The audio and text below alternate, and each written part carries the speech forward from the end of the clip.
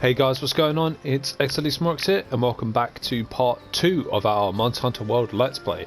In the last episode, we began our journey here by creating our character, Alaya as you can see, and Venus her palico. We also did our first quest, which was to take down 7 Jagras, and we were using a longsword, which you can see that's strapped to our back, or more accurately it says hovering on our back, but hey, it's strapped to our back. In this episode we're going to be speaking to the smithy and then taking on the second quest, and maybe, depending on what happens, maybe the third quest in this episode, possibly, but that depends on what the actual quest is. Let's talk to this guy. I don't know what... fuck it, don't know what he's talking about. Probably about making airships, I don't know. He is an airship engineer after all. Look at the size of this forge though, bro. So this is the smithy, or like the blacksmiths, as it says in the tutorial, but we don't need that. This is where you'll be coming quite a bit, simply because I need to sell some of this stuff as well. Yeah, obviously Iron Katana level 2. I'll let this cutscene play out while we're at it. So, as I say, the smithy, he will make your weapons and your armor. You'll need him for upgrading your equipment, and also making your palico armor as well. Where's my insect glaive? There it is. Oh, grab that as well, because we've got quite a bit of it. Will I use it in this episode? Nah, I'll keep the Oh, I can make it. Oh, I can make number 3. Ooh, that's interesting. Can I make? Fuck it. I might as well make the Iron Katana 3 while we're here as well. So, what we're gonna... I've lost track of what I'm doing. Well, we're talking about the smithy. We don't need the defender weapons. We're not going to be using them. The smithy, as I say, he'll make your once you get the materials from the monsters, you'll take them to the smithy. He'll make your weapons and armor, and you saw like the under development sign, which is after like you go through parts in the story, you'll be able to unlock more monsters, which means you can make more weapons, which means you can take down bigger monsters, which is kind of the name of the game. Is you get materials from smaller monsters, smaller and weaker monsters, to take down bigger and stronger monsters. Then you use those materials to take down, to make weapons and armor to fight even bigger and stronger monsters. So might as well just do that.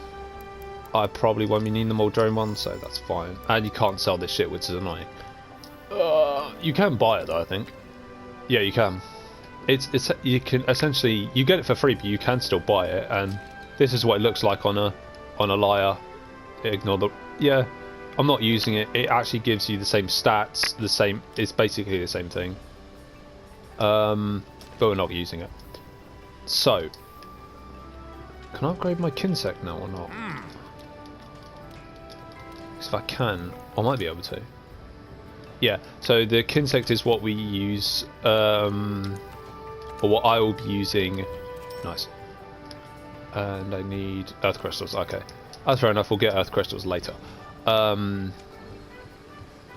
The Kinsect is what you get with the insect glaive, and it gives you different essences. So it'll give me like some quests I'll do off screen, I think. Yeah, that I'll do off screen because you don't want to see that. There's one down here as well. Let me have a look. I should have done this shit off screen, but... So, insect glaive. I keep getting sidetracked. Insect glaive is... you use the Kinsect to get the 3 essences, red, white, and like orange and yellow. I call it orange. And it'll give you like different buffs. Like, the red one will increase your attack and gives you like more combos. The white buff, I believe, increases your defense, and then I think the orange yellow buff increases like your resistance to like poison and stuff, I think. And I think if you get all 3, you get like all the buffs for like a short period of time, and I think it also makes you immune to monster roars, which is really helpful. Then yeah, she's talking about the request board, so you don't need to go over to her, but I always do because it's easier. It's just me really. So, Kestodon Kerfuffle. This is the quest I was talking about in the last episode. And I don't mind it because this is the quest where we actually get to fight our first big monster. No, Kestodons aren't huge monsters, as you know, because you guys probably played this. But if you haven't, Kestodons are like one of the smaller monsters. So they're not big monsters. We do get to fight our big monster in this one, being the Great Jagras. And yes, I am gonna. I'll see. Actually, I was gonna make its armor. I probably still will. Actually, depends on what benefits it gives me. I said I was gonna make it in the first episode, so I probably will end up making it. Because 2 weapons I use don't actually need. Don't need it. I don't need to make any weapons from it. I don't need those right now. Store those. No, keep them actually. Store them. No, give me them. Thank you. Because I won't be using ammos and coatings, we don't need them. Because hey, that's just me, I don't really use bows and like bow guns and all that shit, so I don't really use them.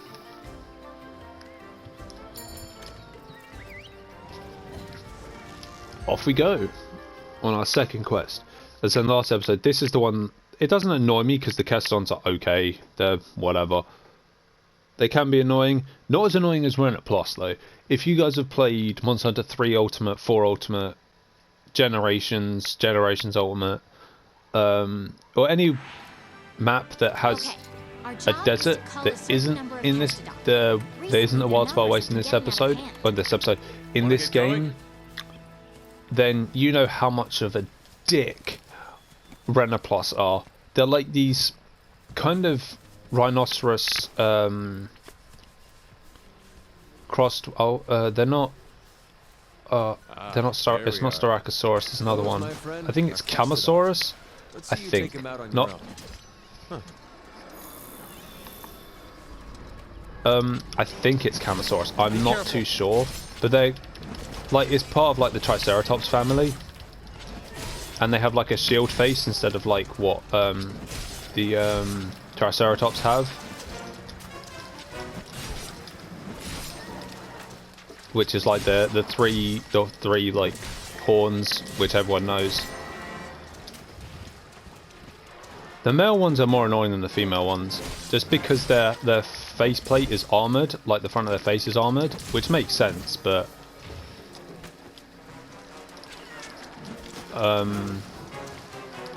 they've got a long charge term, and that can be really annoying. So yeah, that's what. Anyway, back onto the Rennet Plus. Those assholes. They will attack you for zero reason. Like, you can be fighting another monster. So, like, in Monster Hunter 3 Ultimate, when you first go to the desert, be careful. You're there to hunt a Baroth, I believe. Try to learn as much as you can about them. Which I talked about in the last episode. Yeah, so you're there to hunt a Baroth, which isn't too strong a monster. But they will. You can be fighting a Baroth, or worst case scenario, when you're in high rank, you'll be fighting a Devil Joe, or a Korapeka, or a Crimson Korapeka. This is Gen 3 Ultimate. Crimson Korapeka, which can call a Devil Joe. Korapeka is actually a really cool monster. There's the rest of that. Be careful. And these assholes can just come up to you, ram you, for literally no reason. You haven't seen them, you haven't interacted with them, you've done fuck all to them, and they'll just come attack you for zero reason. At least I still got my spirit combo off, so I'm not mad at that at all. See, when you're when you hit a part of a monster that's armored, your attack will be deflected, and as you saw, Elias longsword went right up in the air. See if I can get done again. That is like that. That's what happens if you strike a monster part that is armored, or if you attack a monster while your weapon is on low sharpness, like mine's practically on low sharpness right now. Die, you piece of shit. Come on. I don't have time for this. I've got 100 Great Jaggers after this. Ah, there we go. Oh, yeah, I'm gonna have to fucking sharpen in a minute. Good work. There we go. That just about wraps up our work here. Wait. Hey, come here. I think I found something. How about I stay over here and carve, and then sharpen my weapon? Because I think he gives you just enough time to carve them, and then he'll just like, hey, over here, and then just teleport you over there. Oh, I couldn't get that one. Let's sharpen. So whetstones you'll need for all like what they call Blade Master. They because in the other Monster Hunter games, except for World, you had two different types of armor. You had Blade Master and Gunner. Blade Master was weapons you used was not weapons, armor that you had to wear if you were if you used a great sword, long sword, dual blades, hammer, insect glaive, lance, gun lance. I'm missing one. Gotcha. Hunting horn. That's the other one I'm missing. I think. Right, partner. New assignment So yeah, incoming. if you're Take down using that any Great of like, Jagress. if you're essentially using you're any not melee ready, weapon, you can then you return had to to base use and the take on the Blade Great Master Jagress armor. later. But if you're using bow, light bow gun, heavy bow gun, you'd have to use the gunner armor. Now they don't do that in mod anymore. It's literally you just get one type of armor for what the hell? I know where it is. Don't bring me down there. I know where it is. It's over here. Like footprints, for example. Good. You're turning up a lot of clues. So yeah, there's that.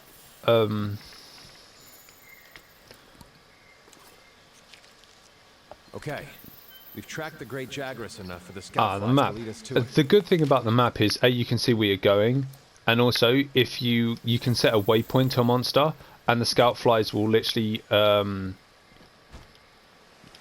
get you show you where to go if you don't know where to go to find a monster, which is really good, especially if a monster's like in a higher area than where you are right now.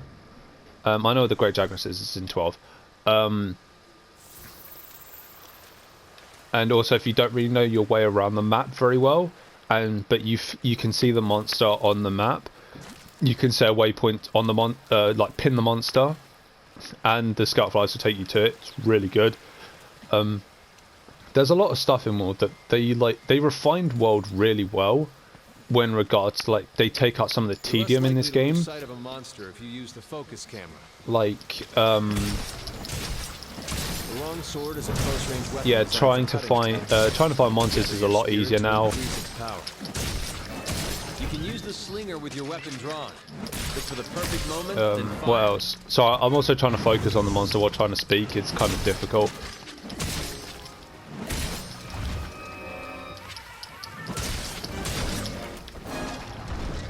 So what they refined in World? As I say, trying to find the monster is really good. Making weapons and armor is a lot more fun. I wouldn't say fun because you still got to grind them, but a lot easier due to the wish list system, which is, oh my god, a absolute fucking godsend. Because in previous games you had you could obviously, you still make weapons and armor, but you had to like keep going to the smithy to know what how much material you needed for each like weapon or armor part. But with the wish list, you can keep track of It's better to hold off on your claw until things calm down a bit. no, how about I don't do that? Oh boy, that monster's really mad So, now. yeah. Be ready for some vicious attacks. And it actually lets you know how close you are to finishing certain weapon parts, or like certain parts for When monsters are running away, Oh. use the scout flies as a guide and they'll lead you right to them. armor. That's a So say piercing if I powerful type of say when I sling make the Great Jaguars That's able to armor, pierce actually I'll show a it big off to shell you. of monsters. After I finish the Great Jaguars, of course. Look, the monster's almost done for. Chances are it'll retreat to its nest to recuperate. Which isn't going to happen. I'm going to get it first. Yeah, mounted. This is great. This is what they introduced in Monster Hunter 4 Ultimate. Mounting monsters. Which is great to like knock monsters over. That's all there is. You can just mount the monsters and try and knock them over. It's really fun. There was I don't know much else to say. I was talking about the wish list, but I kind of explained it, and I'll show it off. As I say, I'll show it off after this Great Jaguars is done. Nice. Let's go. Okay, it's down. Now's your chance to get in there and tear it up. The spirit combo is really good.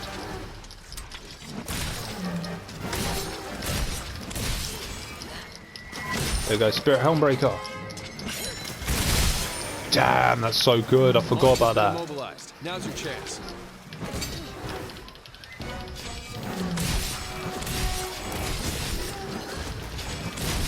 Nice. There we go. Great Jaguars done. See what I mean with the great sword? I still don't know what I'm doing with it. I've still got to practice more with it. But you see, I mean, the Great Jaguars isn't that strong of a monster. But you see how like you can get the combos going really quickly with it. And you can just carve it like there's no tomorrow. Oh, honestly, taking down a monster with like stuff with like no weapons is obviously the biggest thrill of the game. But it's so much, especially with like a weapon like the long sword, like the great sword. Even the great sword's fun to use because you're just smacking a monster with basically a giant slab of metal. Oh my god, what the? I got a light crystal. Hey, that's not bad. That's really good. That's not fine. Get out of my way, you piece of shit. Oh, it's Jaguars right here. Let's carve this. Oh, I got Jaguars right. Not bad. But yeah, taking down a monster with like ease, and it's like, especially one that's giving you like, that used to give you so much shit in the past, is so fun.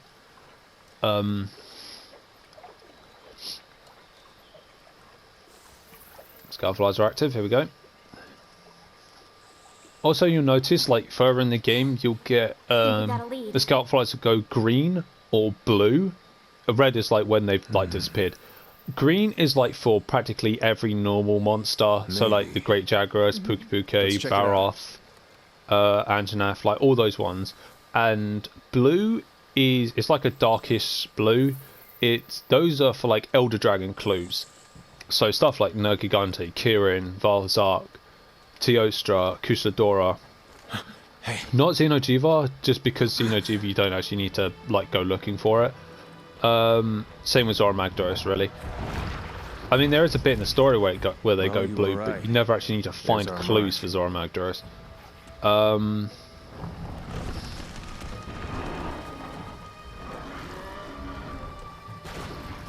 So that's the thing you saw there. That is a Puke.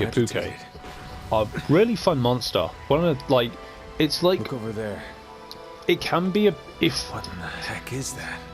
If you charge, I guess if you charge in like an idiot, like I tend to do most of the time with monsters, it can be a hassle just because it's got a variety. It's got like quite a variety of moves. Because like you saw with the Great Jaguars, it had like basic like bite attacks and like claw slams. The next monster, I think, the next big monster we'll get to fight is a Baroth. And that again also has some basic attacks, like head slams, charges, and tail swipes, and that's about it. I mean, the Great Jaguars also does have tail swipes, but save your progress, not yet. No, we'll do that later. Yeah, because I took off autosave because that was a bitch last time. So yeah, and then the Puga Puga actually has quite a variety of movesets. It's also poisonous as well, so you'll need to bring antidotes. But it also has like the tail whip. It can spit poison at you. Also, if it's enraged and you haven't cut it off its tail, and its tail like starts to balloon in size, it can also shoot like poison, almost like a beam or like a flamethrower, almost like a poison like flamethrower way as well. It's also got like a double kick thing that it can do in midair. Like it'll flap its wings, it will like kick in the air, and then it'll change direction and kick again. It can also like stamp its feet on the floor. Like it's got quite the variety of moves, so it can give like. Once the camp is set up, you can go after that Puke Puke. Oh, is that? Oh, the Puga Puga's next thing. Oh, expeditions. We'll do the expedition in the next episode, I'll say. Actually, should we do it in this episode? Because we'll hunt another monster. Now I think about it. No, we'll do the expedition in this episode, I'll say. I'll show off the oh, I forgot what it's called. Insect glaive, that's the one. I'll show off the insect glaive in this episode as well, actually. Yeah, I'll talk to Precision Mariner in a minute. Let me talk to this guy. Good to see you. I like getting all like the exclamation marks off my screen first. Yeah, shut up, I know. Go away. Oh, you don't have the botanist here. There'll be the chief botanist will stand here after a while, and you'll need him for you might not need him as sense, but he's really good when you need to like grow like a bunch of herbs, or because herbs make potions, and then honey, which then you can mix with the potions to get mega potions, or like flash bugs to make flash pods. Basically when you need to like harvest something, he's really good for that. Resource center. This is really good because this is the only way you get I think this is the only way you actually get armor spheres in the game. Now, armor spheres are used to upgrade your armor. Let's get this expedition. Well, they're called armor spheres, and you get an increase in ones. So you get armor spheres, like their basic ones, armor sphere pluses, which is the next one. Then heavy armor. No, it'll show it because I'll go into the.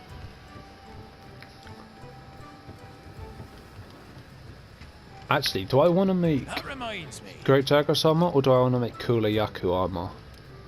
Have a good.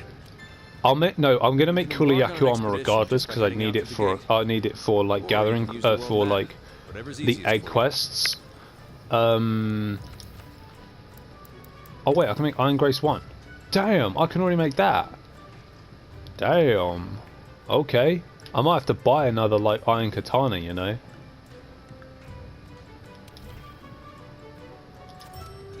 Yeah, there we go. So I'm upgrading this.